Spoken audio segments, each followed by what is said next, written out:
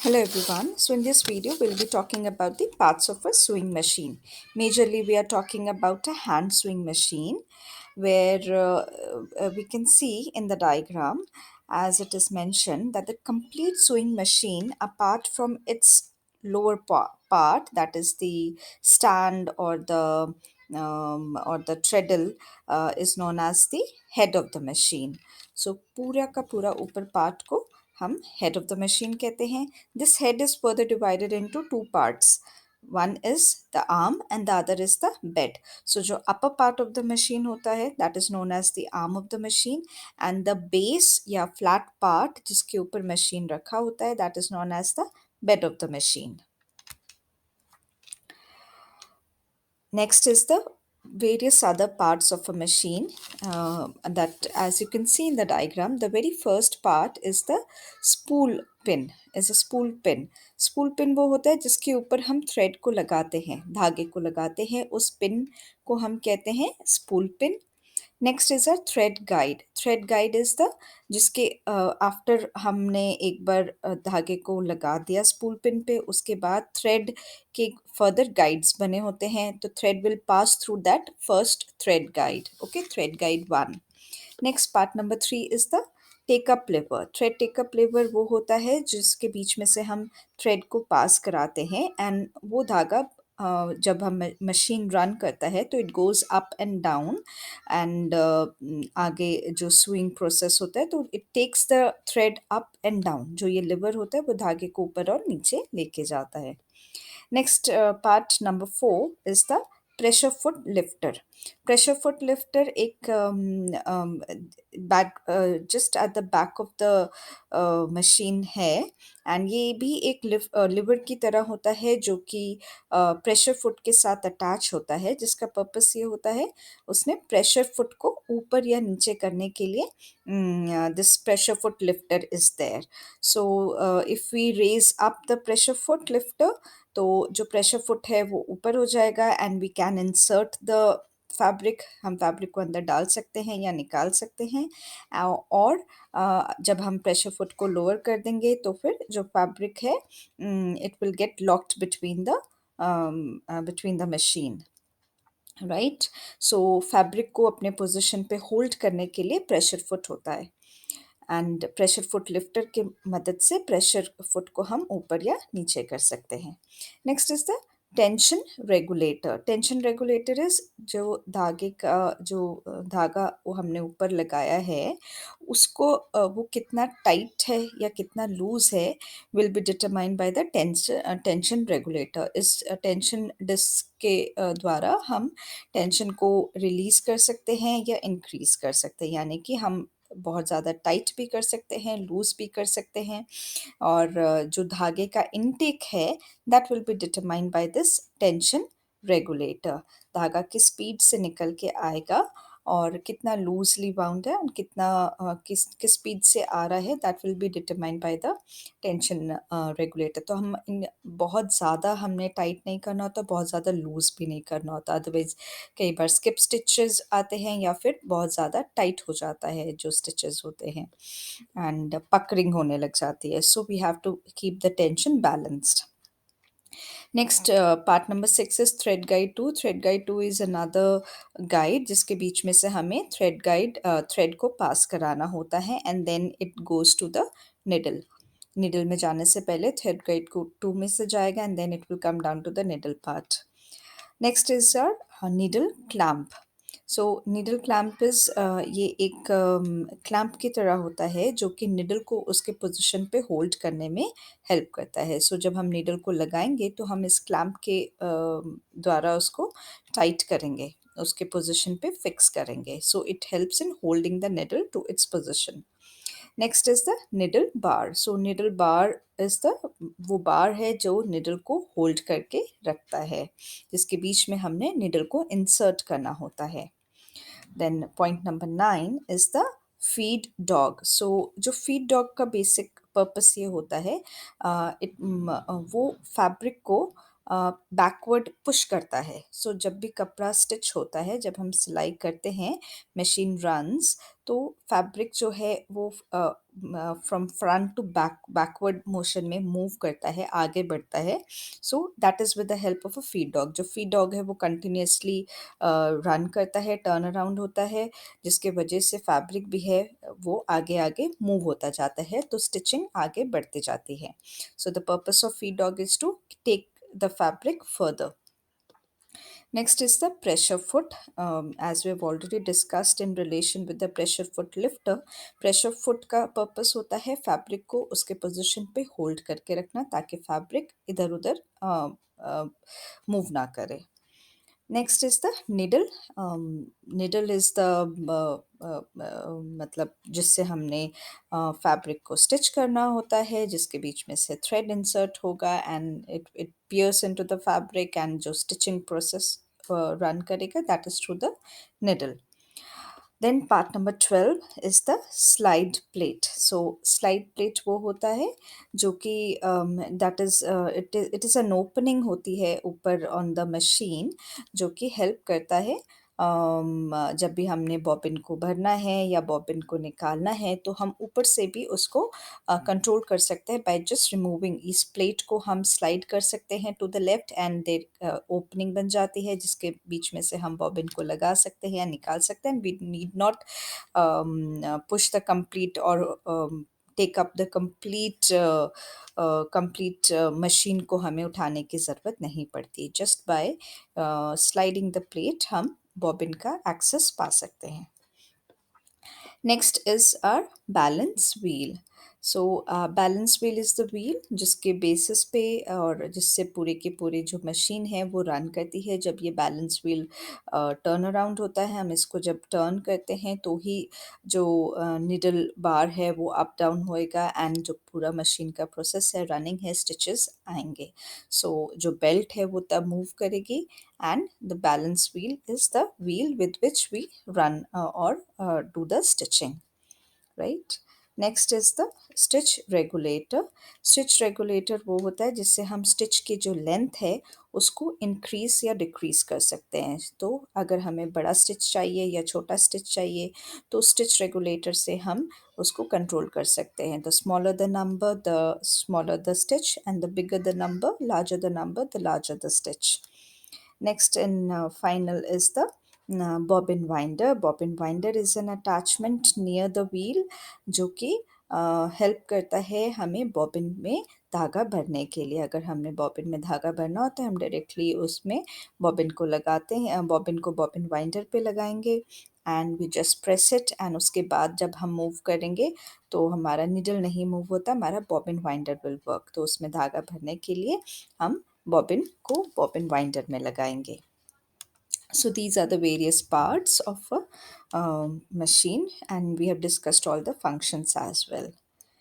Next is there are various attachments which can be used in order to do multiple kind of stitching from a normal single stitch machine, right? So अगर एक वो embroidery machine नहीं भी है, still we can take the or do the purpose of embroidery by just adding an attachment to a machine. सो हम किसी भी तरह के एक्सटर्नल अटैचमेंट लगा के हम उस मशीन को स्पेशल पर्पस बना सकते हैं। So the very first attachment is the stitch pattern cam. ये दिस इज़ अगेन, इसमें various, as you can see in the diagram, there are various attachments आते हैं, और हर एक अटैचमेंट से एक डिफरेंट तरह का स्टिच आता है। सो जब हम ये लगाएंगे तो हमको एक स्पेशलाइज्ड काइंड ऑफ स्टिच मिलेगा। Whatever is our and requirement, उसके अकॉर्डिंगली हम डिस्क को चेंज करेंगे, कैम को चेंज करेंगे, and we get a specialized kind of stitch. Next is the on the right you can see is a zipper foot. So zipper foot का purpose ये होता है, we need the closest stitch on the zip. जब भी हमने zip लगाना होता है तो हमें ये चाहिए कि सबसे ज़्यादा क्लोजली हम जो भी जो ज़िपर है उसको अटैच कर सके फैब्रिक पे, तो उसके ऊपर एकदम क्लोज स्टिच आना चाहिए, दूर नहीं होना चाहिए। Therefore there is this zipper foot attachment. So इसके वजह से एक्सेसिबिलिटी इंक्रीज़ हो जाती है। Then is the zigzag foot as you can also see in the diagram, इससे जो भी स्टिच आएगी that will come in the zigzag manner, so उसको हम इंक्रीज डिक्रीज भी कर सकते हैं बाय इंक्रीजिंग और decreasing the stitch length. So the zigzag अगर हमें स्टिच चाहिए तो हम ये अटैचमेंट लगाएंगे and then the needle runs that way.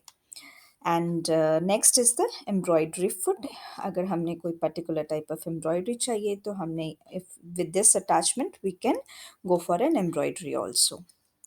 Then there is this blind hemming guide. Blind hemming guide basically use होता है जब भी हमने blind hemming करनी होती है on the on any kind of fabric, तो बस ये attachment लगाना है and it happens automatically.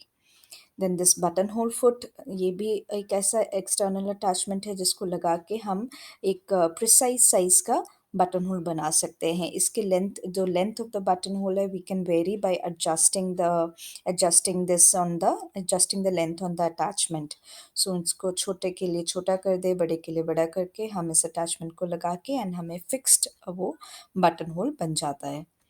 Then this seam गॉजेस there, जब भी हमें एक प्रिसाइज प्रिसाइज मार्किंग ऑफ सीम लगानी है, हमें प्रॉपर निशान, जैसे हमें 1 इंच का 1 इंच विड्थ का अगर हमने सीम करना है तो फिर हम सीम गॉज यूज़ कर सकते हैं। उसको हम उस नॉब को हम एडजस्ट कर लेते हैं टू द पॉइंट जितनी भी हमें लेंथ रखनी है and we can use it as a guide for our stitching.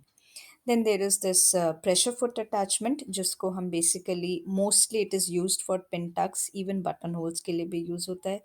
So again जब हमें pin tucks बनाने होते हैं तो we use this kind of attachment, it makes the purpose easier, दो needle लगते हैं and the जो machine जो fabric होता है it automatically gets in the form of a pin tucks, वो form हो जाता है and stitch आ जाता है।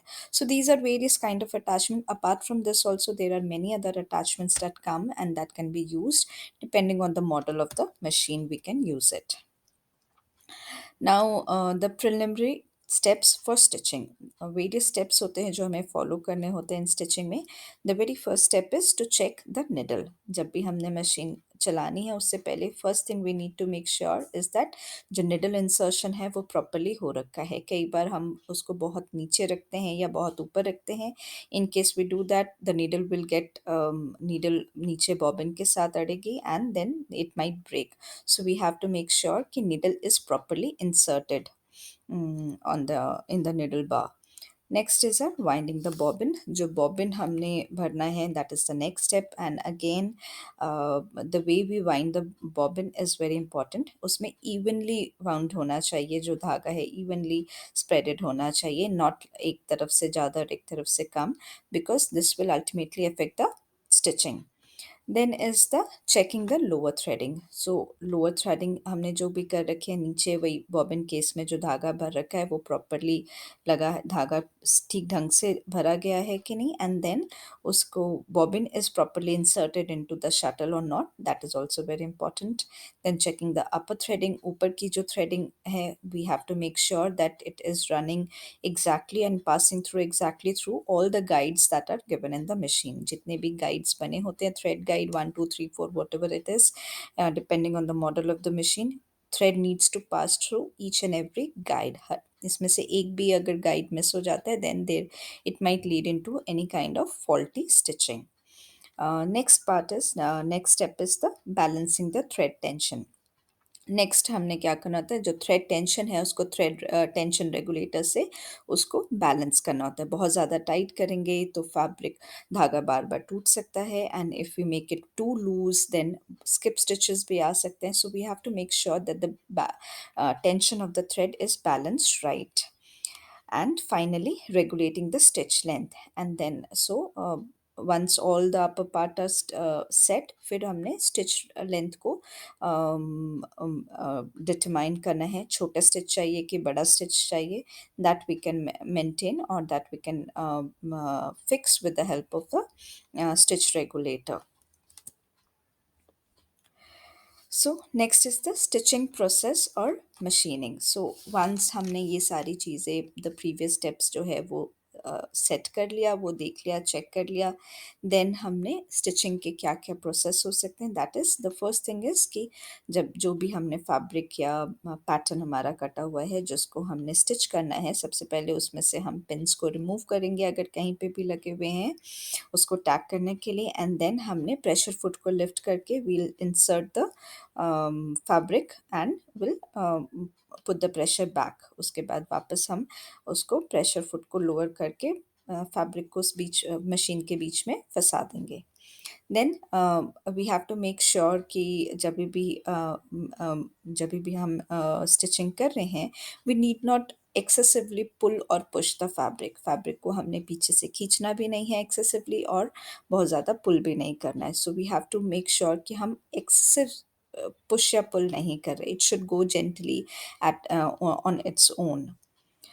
The next step is check correct pressure of the pressure foot. Even जो प्रेशर फुट का प्रेशर है वो भी हम डिटरमाइन कर सकते हैं, वो भी हम इंक्रीज या डिक्रीज कर सकते हैं। So depending on the kind of fabric, अगर बहुत ही थिन फैब्रिक है तो हमें प्रेशर फुट का जो प्रेशर है उसको बढ़ाना पड़ता है, या बहुत ही थिक फैब्रिक है तो we can even reduce it so that कि वो अकोमोडेट हो जाए उस एरिया में। सो हमने करेक्ट प्रेशर को डिटरमाइन करके हमने उसको एडजस्ट करना है। Then the extra fabric should always be kept towards, जितना भी जो भी बड़ा excess length of the fabric या excess width of the fabric है, we always should keep it on the left hand side जहाँ पे ज़्यादा रूम होता है। On the right side there is not much room, ज़्यादा जगह नहीं होती। So we have to make sure कि जो एक्सेस ऑफ द फैब्रिक है वो लेफ्ट साइड में रहे, ताकि वो किसी भी तरह से मशीन के किसी भी पार्ट में एंटेंगल ना हो। राइट।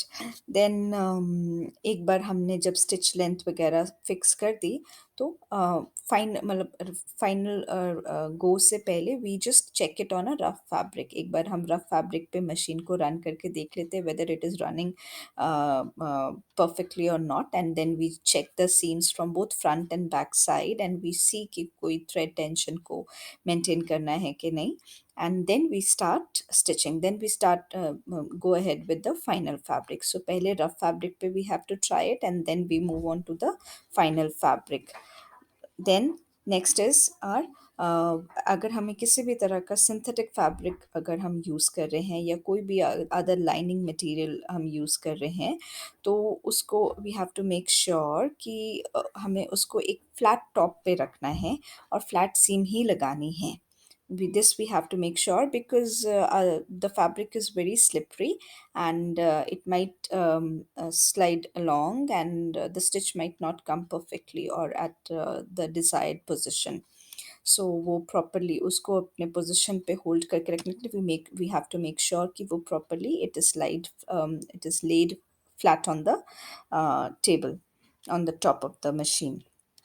नेक्स्ट जब भी once the seam is finish, एक बार जब सीम लग जाए तो उसके बाद we have to make sure कि हम उसको बहुत ज़्यादा पुल करके नहीं निकालें। We have to make seam clipper thread clipper से उसको कट करके निकाल सकते हैं। एंड मशीन को वी हैव टू जो हैंडल होता है जो आर्म है उसको हमने सिर्फ थोड़ा सा मूव बैलेंस व्हील को वी हैव टू उल्टा चलाना है, मशीन को थोड़ा-सा उल्टा लेके जाना है, देन अगेन फॉरवर्ड एंड जिससे वो थोड़ा-सा फैब्रिक लूज़ हो जाएगा and then we can cut the thread. अगर हम पुल करेंगे तो अगेन नीडल भी पुल हो सकता है, बेंड हो सकता है या टूट भी सकता है।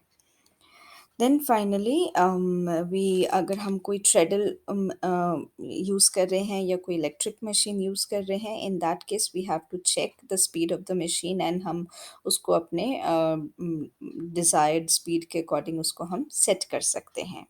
एंड इन केस अगर हमें कहीं पे भी मशीन को इन बिटवीन रोकना पड़ता है, so we do it gradually, at a sudden go नहीं करते। एंड जब भी हमने मशीन को स्टार्ट करना है या स्टॉप करना है तो हम एक बार उसको हल्का सा ऑन करते हैं, we give it a slight push and then we do it. And once we stop the machine उसके बाद we have to make sure that the needle of the machine is up, needle is not inserted into the fabric, needle ऊपर हो और उसके बाद ही हम fabric को उसमें से निकालेंगे, मशीन में से निकालेंगे। We should not pull our fabric with the needle inserted in it. We have to make sure that the needle is up and not inserted into the fabric. So these are few of the steps that we need to follow before while stitching. Next is our removing the work. So एक बार जब stitching हो जाए तो उसके बाद क्या करना है, रिमूव फैब्रिक को रिमूव करना है जब हमने मशीन से, तो we have to make sure कि जब हम स्टिच करना रुक जाते हैं तो उसके बाद, as I already said, that we have to move a little backward. जैसे मशीन चल रही थी हमने उसको थोड़ा सा रिवर्स चलाना है, एंड एक तो हम लॉक कर लेंगे और उसके बाद रिवर्स करने से the fabric will easily come out of the machine. Right. तो बैलेंस व्हील को हम हाथ से ही पीछे घुमा सकते हैं, और जो प्रेशर फुट है उसको we have to put the lever up, उठा के, एंड निडल को हम फैब्रिक से निकाल के then we can pull the fabric gently out.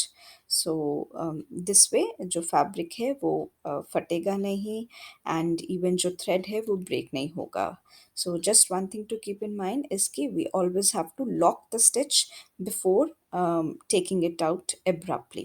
So stitch को lock करना ज़रूरी है. So we have to go run backward one time and then again front one time, जिससे कि stitch lock हो जाएगा. देन जितने भी extra protruding ends of the thread है उसको हमने थ्रेड क्लिपर से या स्मॉल सीजर से वी हैव टू, हमने उसको कट करना है properly. They should not be any kind of protruding end. और उसके बाद उसको हम चाहें तो we can even make a small knot so that कि वो वहाँ से निकले नहीं.